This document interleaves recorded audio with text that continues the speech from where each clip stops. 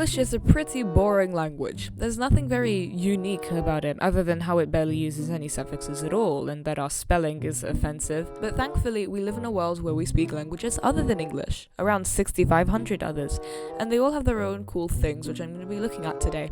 I've picked 5 of them for this video.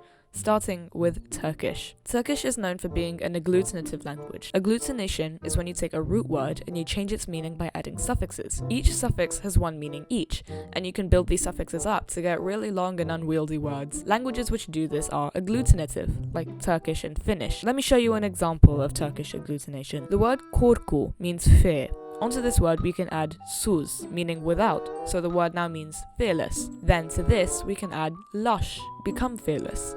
Then we add tırmak, to make someone fearless. Add on tırılmak instead, for to be made fearless. Replace that mak with abil, to be able to be made fearless. Then add on ejek, to get one who will be able to be made fearless. I could keep going, adding more and more suffixes, until we get a word like this, when it seems like that one is one of those we can make fearless. At this point, no one would use this word, although it is grammatically plausible. Finnish has agglutination too, and both languages use agglutination to derive new words.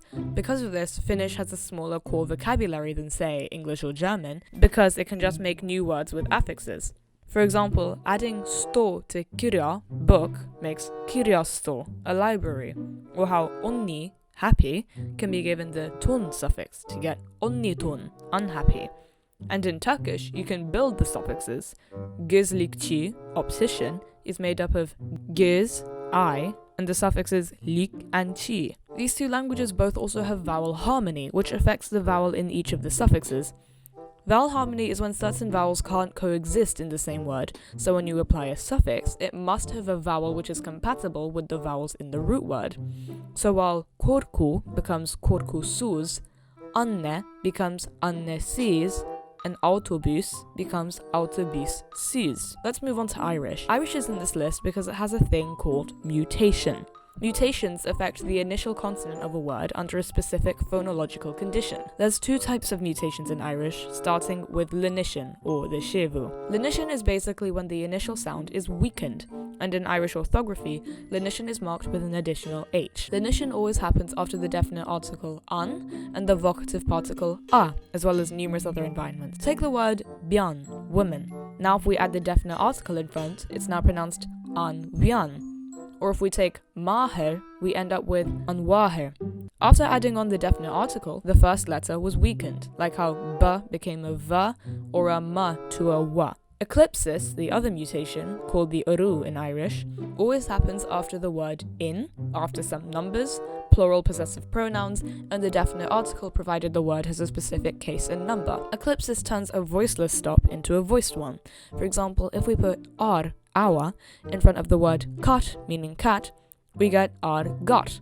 The k in cut becomes a g. Eclipsis can also turn a voiced stop into a nasal. For example, gata becomes anyata, or bat becomes amar. These mutations aren't just exclusive to Irish, they're in all modern Celtic languages in fact. Welsh, for example, exhibits 3. Soft mutation, where consonants lanite to voiced stops or voiceless fricatives, nasal mutation, which is similar to what's seen in Irish, and it also has aspirate mutation, when a voiceless stop becomes a voiceless fricative. Welsh also has a few different sounds to Irish, like th or shla, but a language with many more sounds than either of these is Ubiq. Ubiq is a dead language, once spoken in the Caucasus region. The language was very agglutinative, polysynthetic, ergative, but that's not even why it's here. See, Ubiq is known for being the language with the most phonemes ever seen in any documented language. For comparison, let's look at some major world languages. Here's a phonemic inventory of English, now French, now Mandarin, Korean, Arabic, and now Ubiq's. Yeah, it features pharyngealization, adjectives, lots of labialization, downright weird sounds, combinations of all the above. Like, let me try to pronounce these. Ka, qua, qa, qua. Okay, are you seeing this? A pharyngalized, labialized, voiceless uvular adjective. Why? Yeah, with 29 fricatives, 27 sibilants, 20 uvulars, and 31 stops, You can see why this consonant inventory is the biggest of any language ever documented. But what about its vowels? Surely an inventory of like 85 sounds should have at least 30 vowels, right? There's 2. And They do have allophones, but these are the only 2 core vowel phonemes. Finally, let's have a look at Wolof. Wolof is a language spoken in most of Senegal, and what's really cool about it is that while most languages conjugate verbs, Wolof conjugates pronouns. That'd be like saying I'm eat or I'd eat in English. Verbs are just words which you can't change, and all aspectual or tense encodings come in the pronoun. Pronouns are also conjugated in respect to aspect rather than tense. In other words, what's more important in conjugating a verb is how the speaker views what happened rather than when it happened. These conjugated pronouns are called temporal pronouns, and they come in situative, terminative, objective, possessive, subjunctive, and neutral forms. If we take the verb to go, dem, we can take the situative pronoun mangi to get mangi dem, I am going. Dina dem means I will go soon.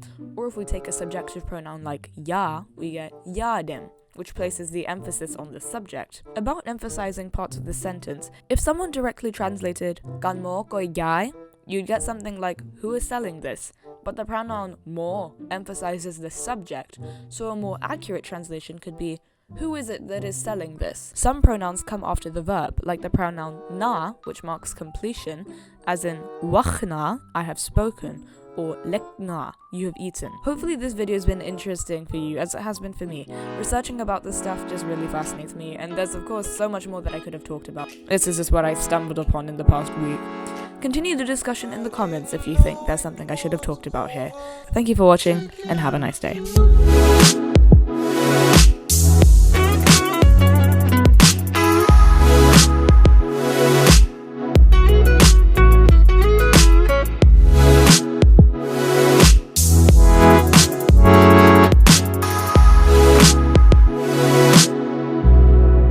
Take care of you.